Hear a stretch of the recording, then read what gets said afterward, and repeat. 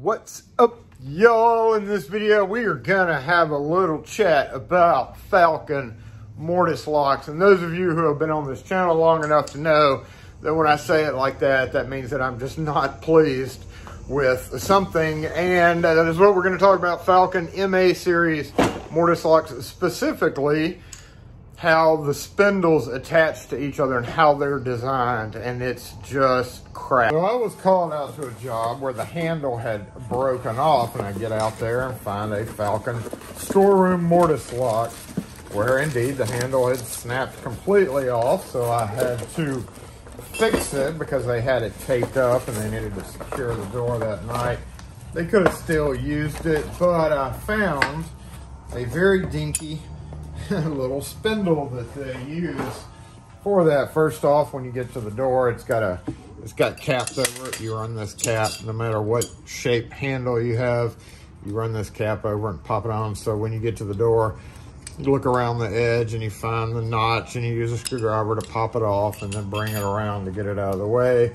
Unscrew it, and you will see how this attaches. It's actually, each one's handed. You got a right hand and a left hand. So depending on which side of the door it is, spring tension is weaker one way than the other. It just doesn't work as well. So number one, it's that normally with things like this, the outside handle is definitely just the outside handle. But this one you have to choose when you get on site because of how they're made. Hold on. Let me get this a little bit. Okay, so pop that off, and you can see the posts completely fall out. So depending on which way your door is handed, this handle may be on the inside or the outside.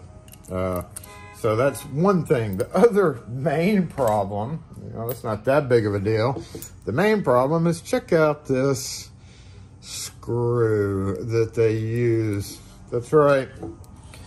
These attach together with a screw, which is not uncommon. You see this a lot. We've seen this for many years with like bald ones, for decades even. But look at the size diameter of that screw. Yep, that's right. This guy is about a quarter of the size of that, and it's super long. So when you get to the door, if you flip open these directions, spindle with screw must be on inside. So in the mortise lock body, there's a little bitty hole. There's a disc separating the two hubs. Swivel spindles are designed so that you can turn the handles independently. Most normal locks have a supporting mechanism that is like built in. This is an example of originally a Schlage spring cage. This is a sealed spring cage that you can replace pretty easily. Well, their spring cage is this. It's an open with a circlip, and it had snapped right off of this side, I believe. And you can see some little damage going on there around that ring. Yeah, that's right. That once that ring gets beat up or whatever, yeah, nothing's gonna hold. This reminds me of M-Tech. Anyway, there's a little hole in the middle of the hub. So you take the outside and you put it in. You see that deep snapped off screw right there? Don't say easy out, please. That's ridiculously deep and it's broken. So anyway, you push it in and it stops on the outside. And then you come in with your other side and put it in until it stops. And then you take your screw, which is, it's attached. There's usually a little clip. When I got the new one, I'll put the picture up here of the new one on site. There's a little clip that retains that right there.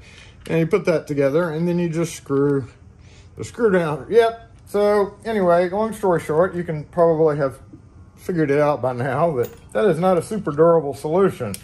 Nor is this a super durable solution either. There are other locks out there, namely this MLF series from IDN. It uses the same footprint as, say, a Best. And interestingly enough, if you take a mortise lock from LSDA, one of the MLF series, and remove this guy, that's just the separator in the hub right here. If you take apart, this is the Best, but if you take apart the LSDA, there's this little separator. You pull this out between the hubs and you have a straight through shot. Then you take this little bar out. Everything's safe. It still lets you come out if the door is locked. It still lets you emergency egress and go.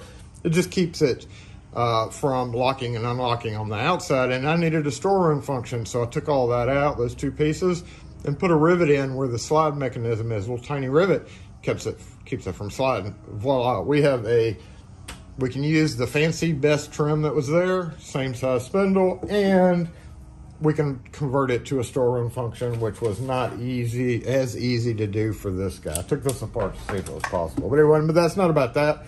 This is about buying junk. I wish that people would realize that stuff like this just does not hold up. So yes, one of the things that you probably should keep in mind is to get your pack. I'll put the other picture up here. Where is it? This is the spindle pack for this guy. I'm hoping that's an extra part number. I bought the whole handle because I was not confident in this beat up handle. And also this shape is not ideal. You know, there are certain shapes that are acceptable in the business world, and that's why you see a lot of commercial locks have this end that goes in down here, not this open area. This catches too easy, and the main reason is firefighter hoses. When they're going around doors, if the hose rides up, it'll catch in this handle, whereas if this has that traditional swoop in, see that keeps the hose from going behind the handle. That's the safety thing of it. If you delay a firefighter because their hose gets trapped on the door, that's just not good. That's just never good, you know. The door usually comes down because of that. However, I found a quick fix for it. I was able to get this. I had a circlip kit from Harbor Freight, and believe it or not, this size works. Normally that kit does absolutely no good because the sizes are all just crappy, and Lock World uses weird sizes. However, one works. So I was able to do that. But then you're thinking, how did you keep these together? Here's another trick. If you get a spring, and I carry a variety of springs, that's the same diameter as the hole. This one, I just stretched it out a little bit, and you drop it down in there. Now this becomes spring loaded, and that pushes in. Yeah, I stole that idea from another mortise lock, but you know what?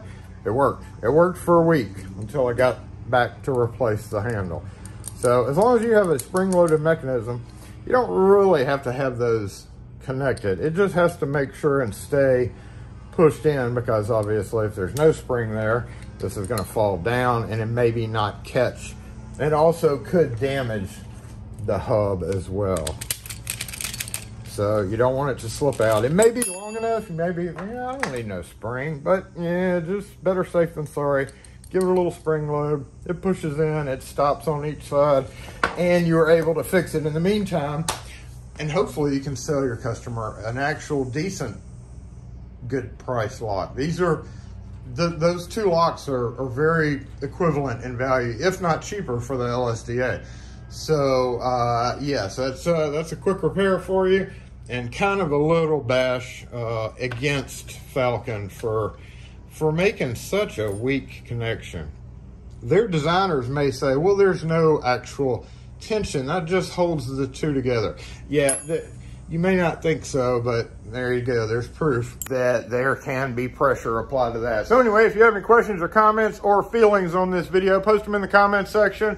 Don't buy Falcon mortise locks and try to sell them to your customers, because they pretty much suck. And we'll catch you next video.